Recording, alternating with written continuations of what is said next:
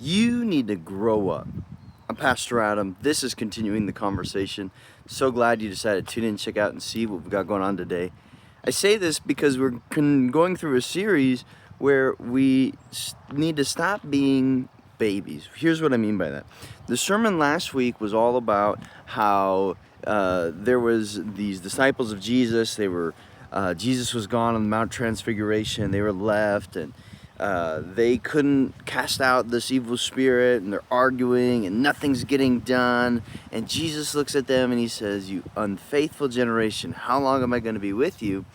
And Jesus's frustration is born from a place of a lack of growth on the side of the disciples. This crowd, the disciples have been following Jesus, and yet here they are and they have this problem. What are they going to do? Well, they couldn't do what Jesus hoped they could do. And so where does that leave us? Well, we need to be continually growing. You see, it's okay that when we first start out as Christians that we need a little hand-holding, right? How do I read my Bible? What does this verse say?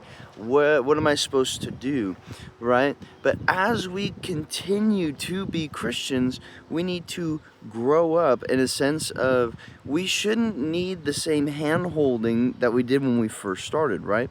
We should be able to function, come to a conclusion, to search the scriptures, to study the scriptures, to pray for things that are more and above what we think we could even imagine.